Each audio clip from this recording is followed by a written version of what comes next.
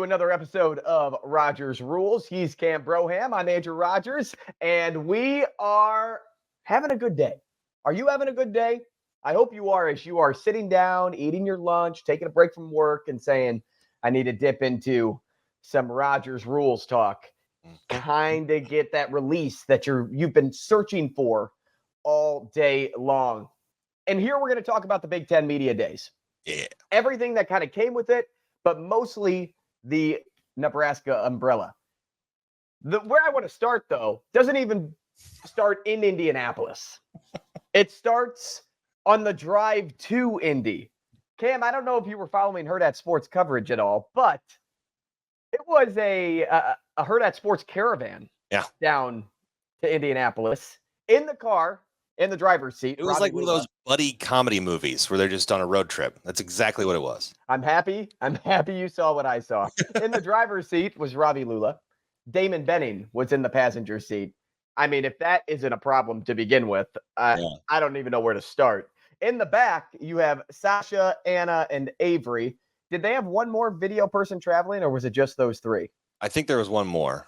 Okay, and then we're going to put mystery guest in the back seat as well. That's not even the story. I buried the lead. The story is up front. These two are like the two Stooges. Maybe they're the three Stooges and one of them carries more than the other. But these two guys, I mean, I always knew that they would make a great radio show because they can bounce off of each other really, really well. Ravi, driving, gets music priorities. Oh. Damon, passenger princess, has to deal with said music priority. Or is it Damon Benning being in the passenger seat gets music priorities because Ravi Lula needs to focus on the driving? Whatever side you land on, scenario one is what took place. I'm always the passenger is music and navigation. And navigation. I mean, with CarPlay and everything now, I don't think you need to be navigation. Yeah, really taking that out of there just because the world's evolved. But that's how it was historically. Passengers running things. I'm just making sure I'm driving right.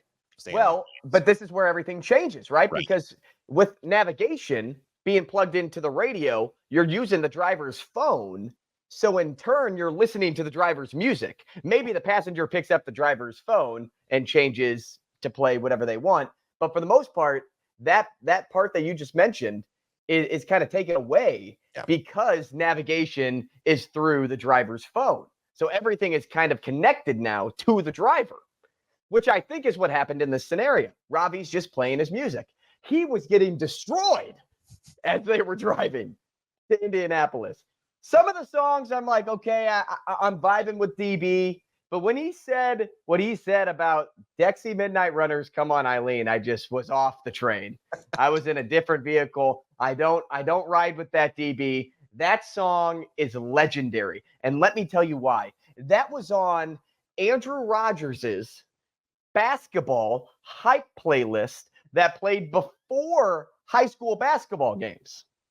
When Andrew got taken down to the floor, smacked his head, and is writhing there in pain, the guy running the PA system is like, we gotta have some like instrumental music or some type of, nat sound being played while the trainer's out there, so it's not just dead silent. What comes on? Come On Eileen. Imagine a guy experiencing a concussion on the hardwood, just curled up in pain, and in the background you hear "Tooraloo-ra, tooraloo-ra, yeah. Come on, Eileen. At this moment, you need everything. And no one knows the rest of the music because they only know the Come On, Eileen portion. But that's what I'm hearing running through these ears, already battling a thunderstorm of my own upstairs. And then I get hit with Come On, Eileen. That song is my jam. See, now I'm going to go opposite on that. I don't mind the song. It's not a bad song, but I've heard it, and I don't need to hear it anymore, right? You're a one and done? I mean, I've heard it thousands of times coming from, classic rock radio. and just being in radio for so long and admiring the musical art form, I've heard it. It's a handful of songs that I don't ever need to hear again. If it's on, am I going to be mad about it? No. But am I going to change the channel to another song? Probably. Okay. And that's, I mean, again, no disrespect to the song, but I've heard it enough. I don't need to hear it again. I'm okay with that. Like Brown Eyed Girl by Van Morrison. I don't need to hear that one anymore. I've heard it. Done. But I don't know if I'm changing the station if I hadn't heard it in a while. Because that's not something that is popping up on my playlist. Right. Like it's one of my favorites because it goes back. It's one of my favorite 80s songs, but it's never something that I'm like, okay, I'm hearing this once a week and I'm kind of getting sick and tired of it because I've been changing my music playlist. And, if Come On Eileen hits the radio, I'll be like, oh, like this is a bop. Like maybe you got to be in the mood, but it's a bop. I can bounce around to it while I'm in the car. So I'm off Damon Benning's point of Come On Eileen, not the song. Now, do you have a song the song of the year you will not change the channel for? If you're cruising along and that song is on, that you're listening to that thing all the way through, no matter what. See, and this is where I think you have to date yourself because you can't really pick a new song and then be like, oh my gosh, like this. Right. Like I can't. My favorite artist right now is NF, and it has been for a while since college. NF, is that letters, just NF? NF. It's a hip hop artist. He's actually one of the only artists that don't swear in his songs. Like Will Smith. That doesn't swear in his songs. That's proper English. Like Will Smith. You're absolutely right. I think they're the only two rappers out there that don't swear in their music. That they don't do that. Yeah. Right. Right. So I'm not going to pick an NF song because he's too new. I feel like we got to really go old here. So if I heard, and okay, now paint the picture for me. Am I hearing this song once in a blue moon, or am I hearing this song maybe a little more than I'd like to hear the song? Yeah, it's definitely a staple of radio. You're going to hear it. It's not like, oh wow, they're playing that random song. That it's just like, so I'll give you mine. Just to set the stage. So mine is Queen Bohemian Rhapsody. Oh, good one. Right. I will never. I already got mine. That right there. That right there sparked my thought. You got it. Mine, American Pie. Don McLean. Nice. Don McLean. Yeah. Like that's a song when you hear it, you don't even care how long it is. Right. It's the same thing with Bohemian Rhapsody. Right. It's like a 8-minute song. Those songs are like 7 songs in one. Yeah. Maybe more Bohemian Rhapsody because of how much those time changes and everything. How much the tempo changes. Yeah. But those are both just songs that you just want to sing all the way through. Right. And then that would probably be it. Parodied American Pie and he did a Star Wars version of it. And that's the version I sing whenever I hear American Pie. See, I hate those versions of songs because I do the same thing when I hear the song "You Are My Fire." Oh, Backstreet Boys. The one. I want it that way. When I hear "I Want It That Way," I got there. Sometimes you got to start at the beginning, but I got there. You found it on eBay. Yeah, and I found it on eBay. That's what I always sing. It's the same Weird Al album, actually. I know, it's crazy. That right there. I mean, then you can get like really deep into the parodies, and there are some like very inappropriate ones. And I'm trying to think who sings it. Oh man, I think I remember the album cover being like dark blue. It's slipping my mind. Beside the point, right? Those are 2 songs I think that if they're on, people are singing to them. Now, both of those songs are way before my time. Like Cam, you're what, like 7 to 8 years older than me? Yeah, I'll be 40 in a couple of years. Yeah. Yeah, so you're probably about, we'll say 8 to 10 years older than I am. So even for me to know every word of Bohemian Rhapsody and every word of American Pie is probably rare. So somebody at the age of 27. Yeah, for sure. If you go 3 years back, I bet Anna and Avery can't sing every lyric, every word of that song. Yeah. And that just shows the difference. I mean, the skip from it. Am I Gen Z? Is 1997 Gen Z? Yeah, I'm a millennial and I'm in the middle, I guess. I'm a middle millennial. So I'm like an early Gen Z, right? Or back end. Am I back end? You're born in the 90s? I'm a late 90s baby. Late 90s. So you're almost Z, but I think you're in the I think you're on like the cusp of millennial. Right. I don't think I'm millennial, and I don't think I'm Gen Z. I think there's a different because one in the middle. It's a different animal when you were born in the late 90s because you didn't really get to experience the 90s, so you mostly came up in the aughts. So that you're mostly an aughts kind of guy because you don't remember those first 3 years and like experiencing the 90s as they were, like I did, you know. Mm-hmm. Yeah, I didn't get the early 90s music, and that's also because I wasn't born in the late 80s. Yeah, I think you were probably born. I was born into Backstreet Boy albums. I was. That, maybe JT, Justin Timberlake, early JT, NSYNC. Yeah, when you're coming up with the boy band songs, that's when you were born. Right. When these guys were ruling the world. So, to my point, though, those that were born in Gen Z, I don't think really cared too much about what happened in the 80s. Right. Or what happened there's some outliers like myself. Yeah, there are. Right? And of course, that's because my dad was a radio guy and I became a radio guy. So I, inherently wanted to learn more about music before I was born. So there's that. But I think as a general purpose, people don't necessarily go before themselves, at least on a deep dive, right? By no means. I mean, I'm right there with you. Yeah. We're not saying we finally agree. We're not saying that there aren't people that do it, but we are saying it's going to be rare to find somebody, because I really do think I am a so-called diamond in the rough in that department of somebody that knows a lot about 80s music. Now, I know about 80s hits. I don't know if I know a lot about 80s music entirely, but if you played Your Love by the Outfield, I'd know almost every word. Right. So if you play me a hit song, I'm there. Here's where we're going, though. So when you play music, at least today, I think you're the driver. I really do. Yeah. I don't think it back though. By the way, yeah. We're back on the trip. The track. Trip to Big Ten Media Days. Yeah. I don't think Ashley gets priority when she's the passenger. I don't think I get priorities when I'm her passenger.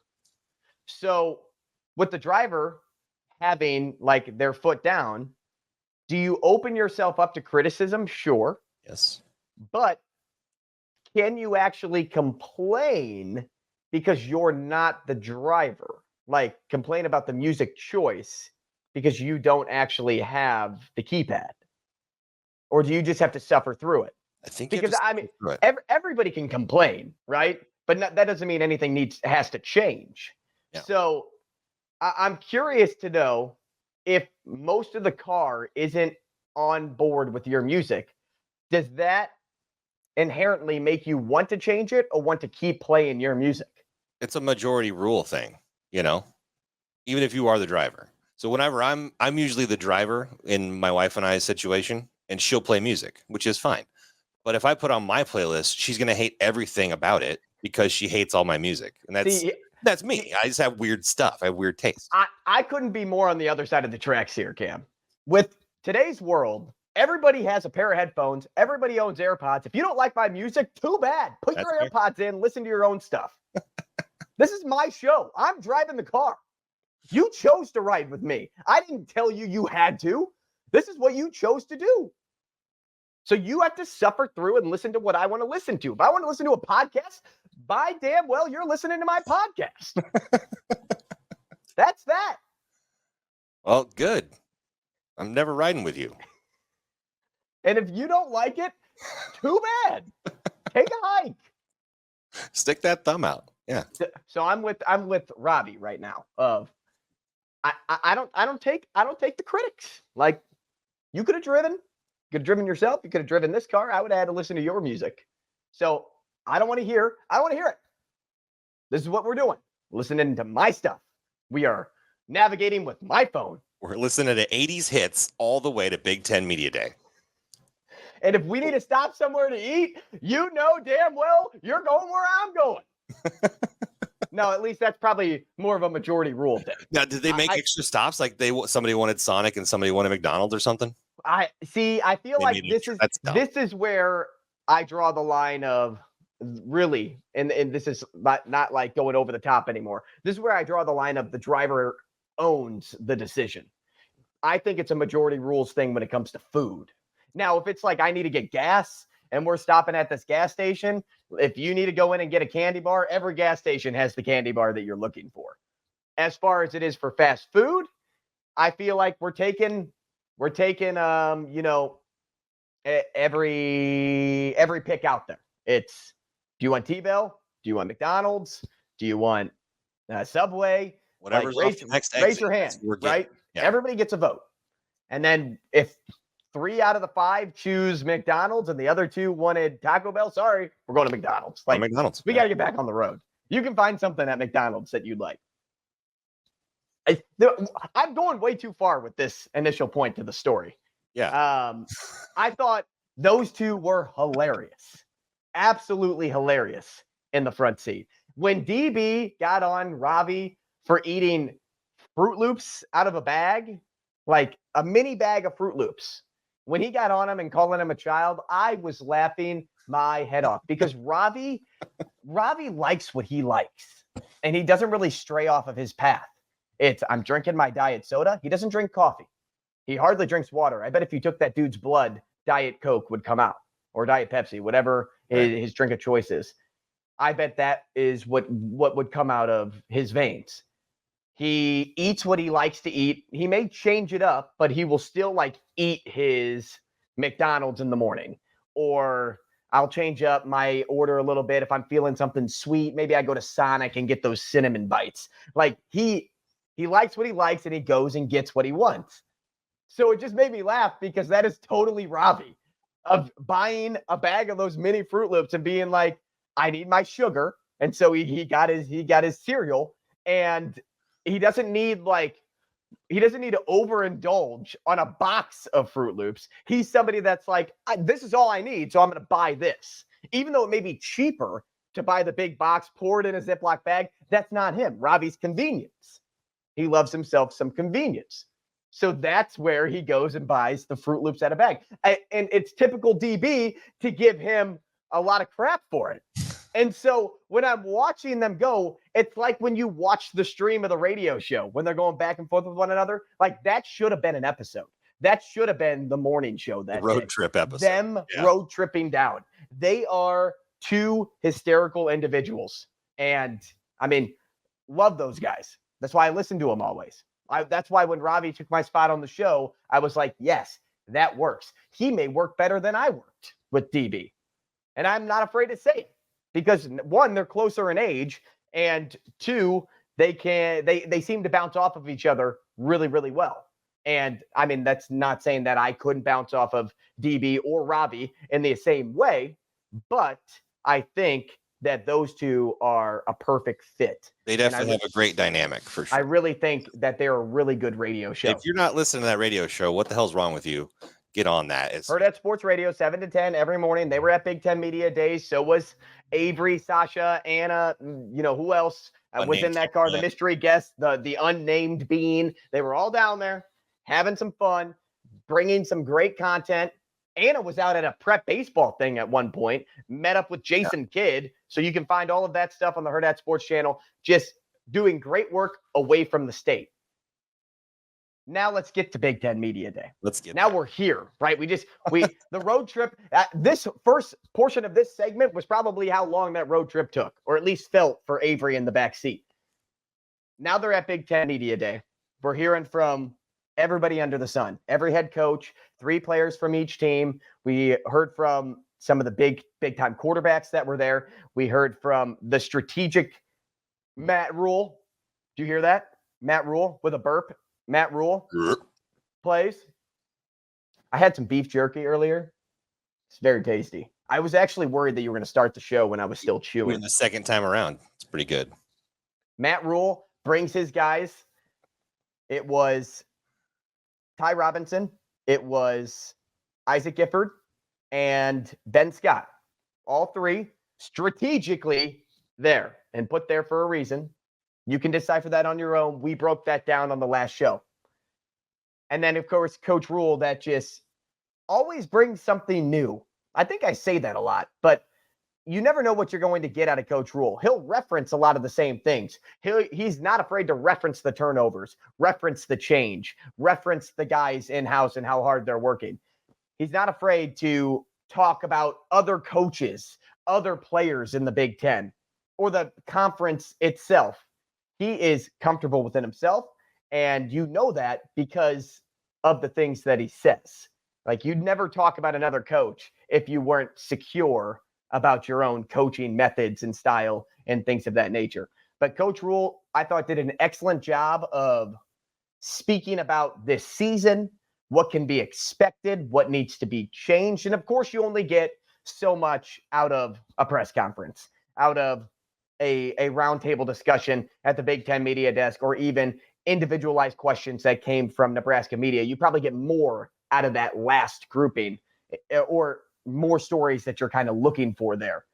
But I thought overall, Coach Rhule really set himself apart and also continued to open eyeballs, not just from those covering the Big Ten at Big Ten Media Days, but nationally, because of where this conference is going. I don't know if you saw it, Cam, but Paul Finebaum had a response on something that Coach Rhule had said at Media Day. Greeny set him up on his show.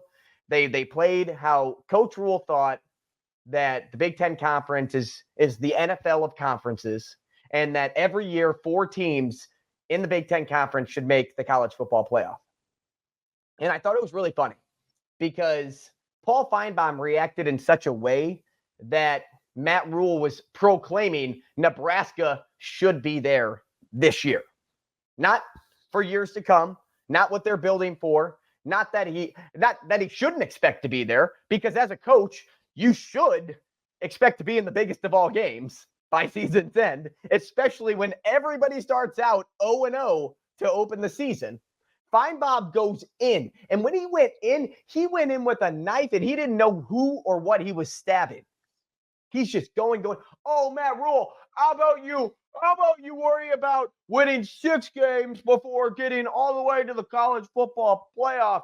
Oh, my, stay in your lane, Matt Rhule. This is an SEC thing. This isn't Big Ten. He's just going in on the guy. And he couldn't have looked any stupider. Stupider is a word, right? More stupid, it is stupider. now. He couldn't have looked stupider by doing so. Coach Rhule never said that it's Nebraska's right to be in the college football playoff. He never said that, well, we're going to be there, no doubt in my mind. Like, he didn't even blow expectations out of the water, because that's not who he is.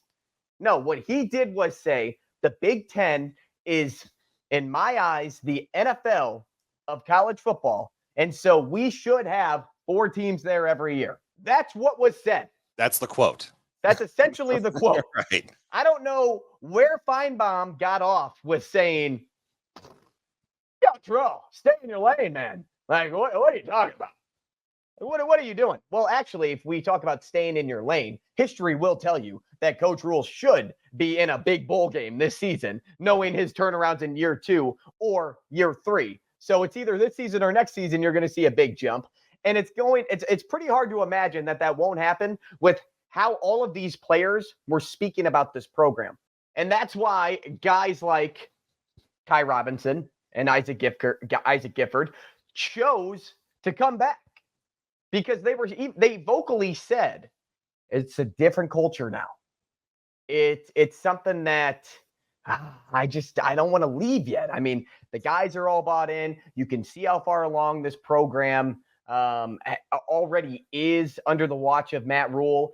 And not only are guys so bought in that they're at a certain level, but guys that are coming in are buying in so much faster, because you see that culture from top down. And it's just a place that you don't want to leave.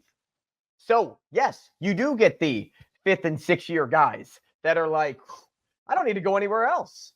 This is where I want to be. And if I can be a part of something special, which I expect this year to be, me, I say this, not them, but I expect this year to be, then you can tell your kids one day, when Nebraska was in the lowest of lows, I was a part of that change. I was a part of that team that ended bowl drought, that brought Nebraska back to relevance nationally. And that's the goal of any coach, of any program, of any player, is to be on a team that's recognized nationally. I was a part of Nebraska doing that once again. Will it be the college football playoff? Maybe. I'm not going to say no. Maybe. Is that what we should expect? Gosh, no. No one in their right mind should be saying college football playoff this year. And I know I make some crazy takes. Nobody should be saying that. Should Nebraska go into Ohio State 7-0? Probably not. Will they? I think so. I think that portion of the schedule is attainable based on what you're seeing. But should history tell me otherwise? Sure. But I'll be on my island. I'll be out there all alone, and you can come join me if and when it happens. But that's what these guys are feeling too. Don't think that they're sticking around because they don't also see 7-0 going into Buckeye Land. They see themselves being a part of the biggest of all games. And Nebraska was so close last year, right? I know we say that a lot. Nebraska, though, was on the cusp of being in a bowl game with 3 weeks to go. Don't think that changes aren't being made or were already made to get Nebraska better set up to secure that spot. Is it a tax layer bowl? Maybe.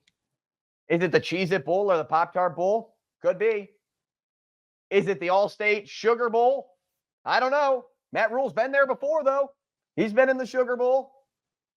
I know a lot of those bowls change, so I probably shouldn't just identify brand names for all of these things. But you get the picture.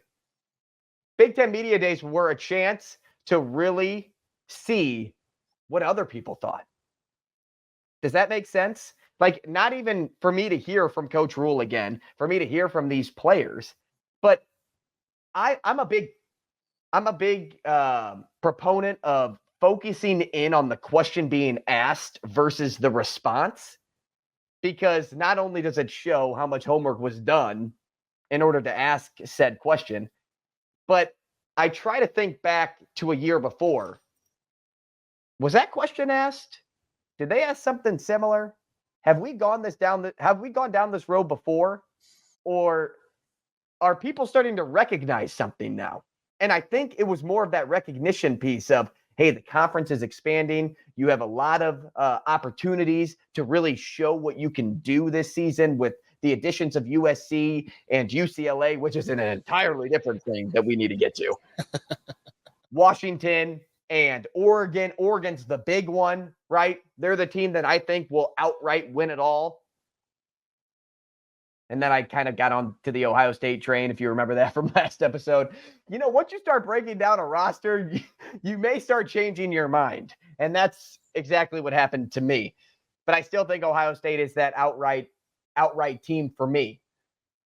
But when you get nationally recognized by not just the Big Ten network, right?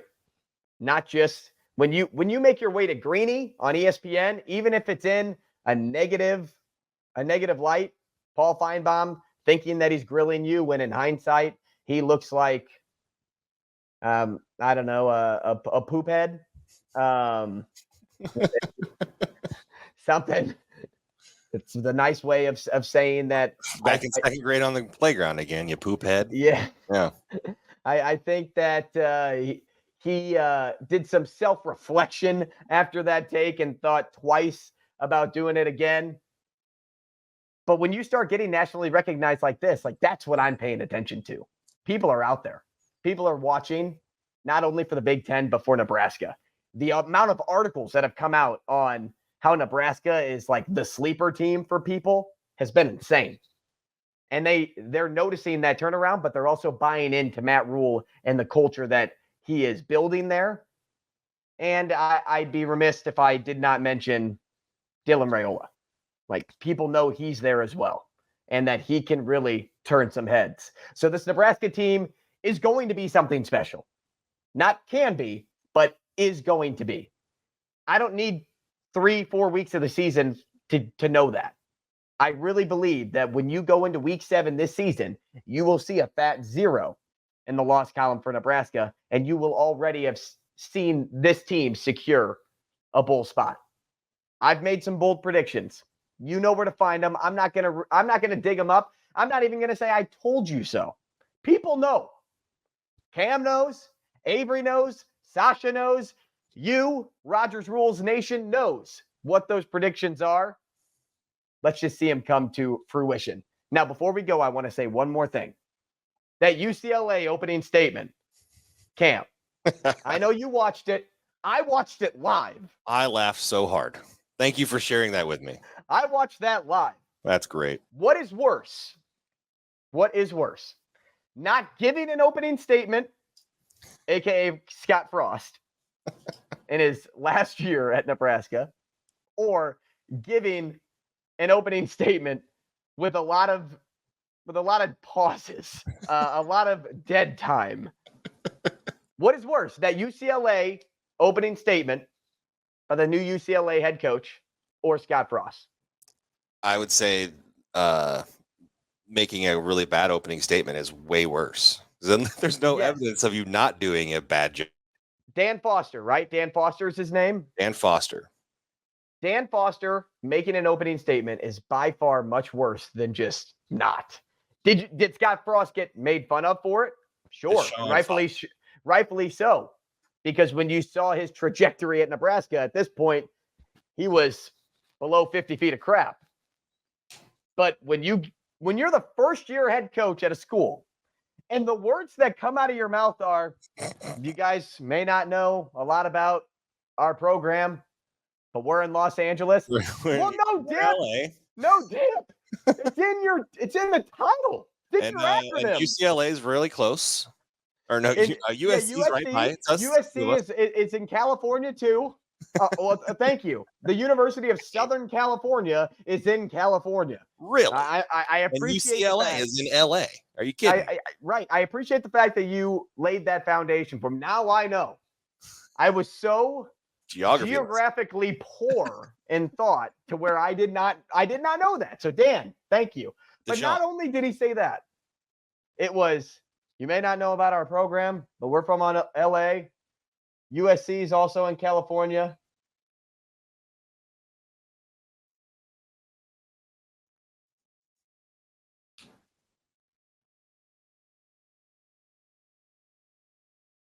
I'm just really happy to be here. Any questions? Any questions? I don't even think I paused long enough, Cam. We have all the questions. Cam, I don't think I paused long enough there to really do it justice. Yeah, and I like how he looked off the stage and like chuckled at somebody. Like, I'm doing a really bad job, huh? Yeah, he literally said in his head, I forgot everything that I planned, and I look like a fool trying to figure it out. Yeah. So he ended with, I'm just really happy to be here. Like, dude, what drugs were you taking? This is off of Ingrid's national anthem. Yeah. I got this opening statement at Media Day. What were you thinking? Yeah, UCLA, how did you send this guy? How is this guy the head coach? Right? Yeah, how does he hype up his team? Like, that just doesn't seem like it's in his wheelhouse. All right, guys, before we start this game, I just want to let you know Oregon is in Oregon. Yes. And their mascot is the duck. So I think we can be ducking awesome today and really take it.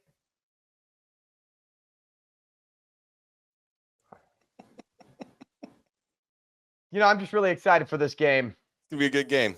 Any questions? Any questions, guys, before we go out there? Leave it on the field.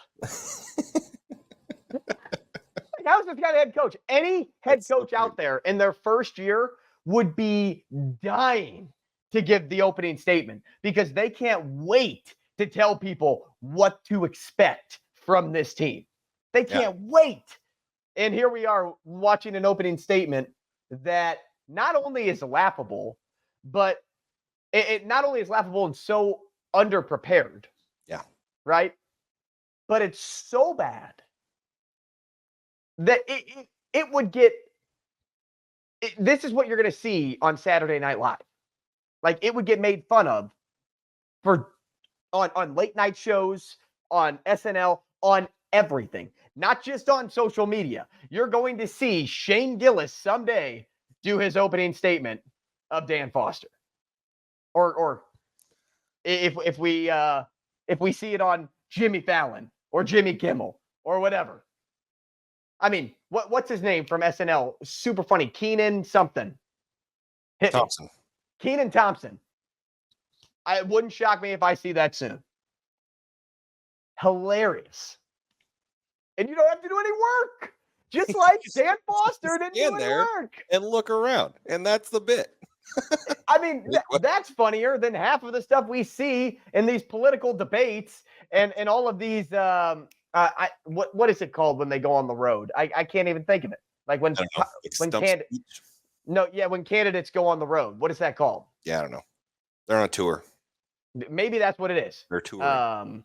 It's funnier than half of the stuff that I see from any candidate on the panel. Like that right there made my entire Big Ten media day because I don't even know if people had questions after that. So that's how you sum it up, right? You got Nebraska looking good and confident, and UCLA craps the bed, and that's Big Ten media days in a nutshell. It is 2 thumbs up, right? Right. 2 thumbs up. Good stuff.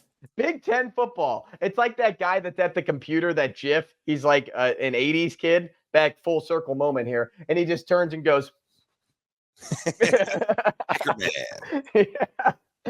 Oh, my goodness. Big Ten Media Day was a joy. I got to learn a lot about all these other teams. And like I said, my biggest takeaway was the recognition that Nebraska is getting, not only from Big Ten teams, but from people everywhere. People are excited. Not only are people excited, but people are they're a little uneasy about Nebraska being back. Mm-hmm. And I believe that this is Nebraska's year to show that. Another episode of Rogers Rules. I appreciate you joining me and Cam every Tuesday and Thursday here on the show. When you see us next, we'll talk a little bit about the MLB trade deadline, something that I liked leading up to the trade deadline. We'll speak on the Olympics a little bit. Are you a casual or are you a super fan? And then one more piece of note.